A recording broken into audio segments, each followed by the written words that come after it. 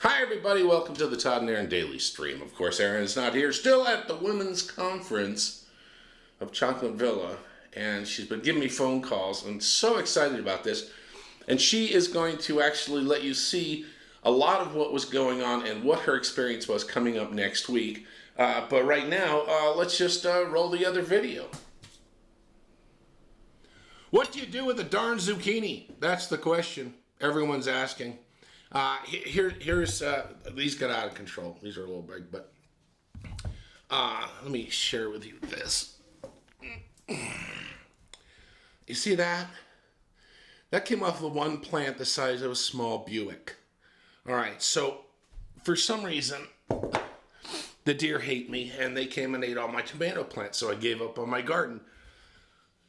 There's 2 pumpkin plants and 1 zucchini plant that is kicking out more fruit, vegetables, than I have seen ever in my life. And as opposed to impressing and imposing on my neighbors to eat these, I've decided that I am going to dedicate the entire week to how do you get rid of the darn zucchini. Now, what I'm going to do is different recipes I've looked up and I've seen, I said, well, I'm going to try that. Okay, so what we have is we have oregano, we have thyme, we have basil.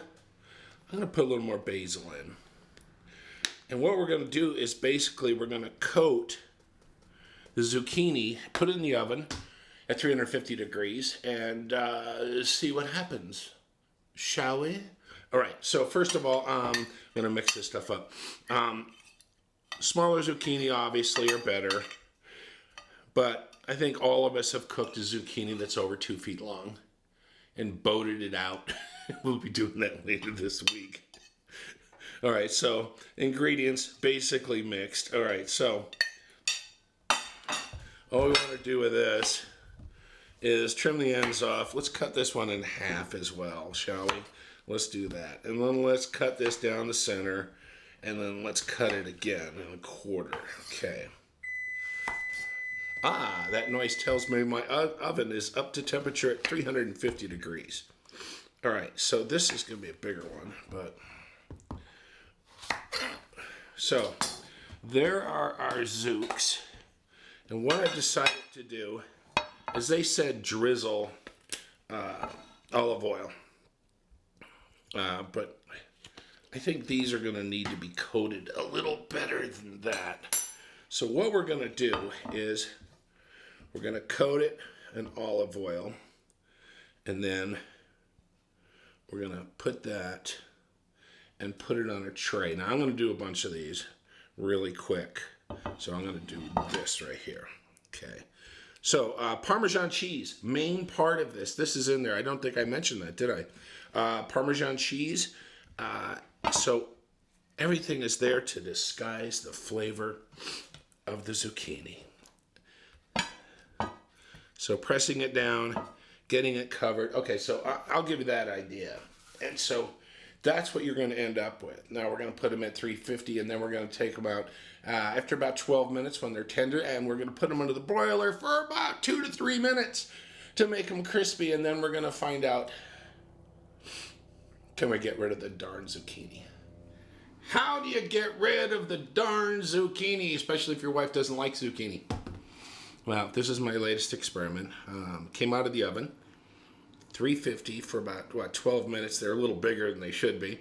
And then roasted them under the broiler for a couple minutes. And now we're going to find out if we can get rid of the zucchini. If your kids will like it. If your adult friends will like it. Invite everybody over for a zucchini party. Tell them not to bring their own. It'll work.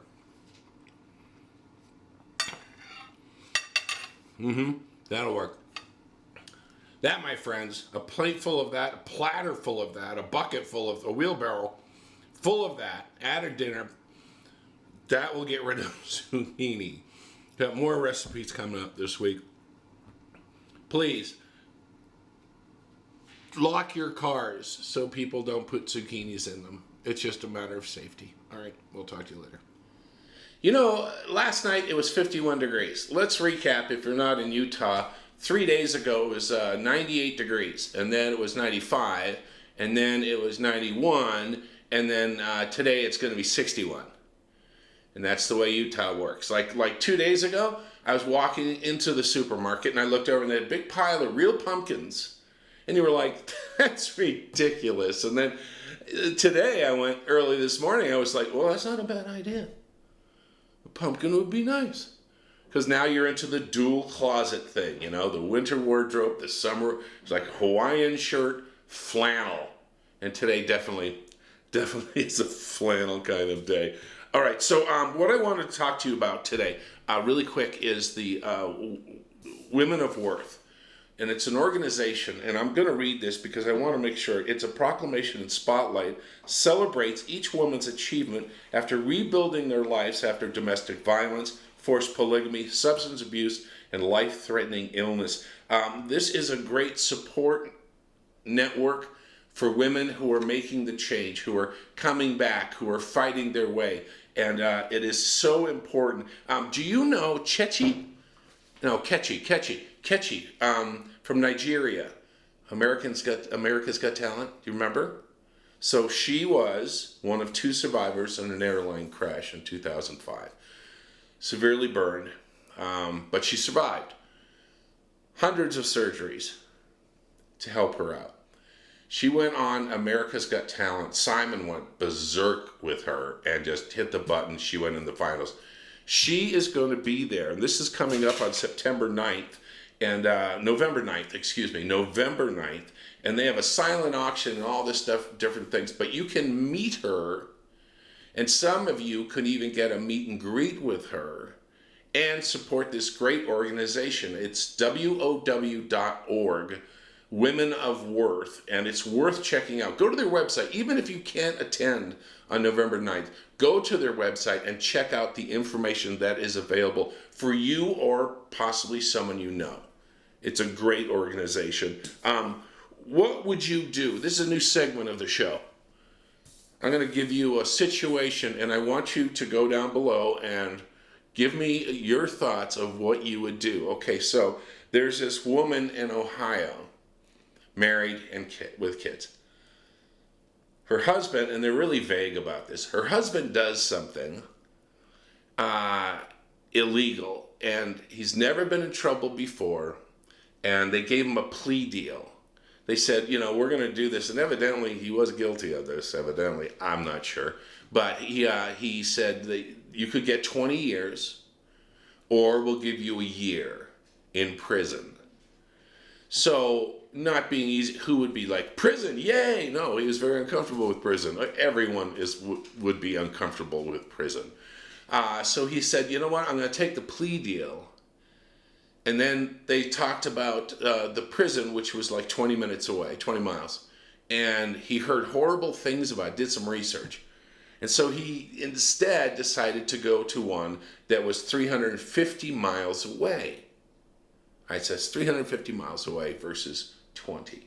So he turned to his family and his kids and stuff, and he said, I want you to visit me every weekend for the year.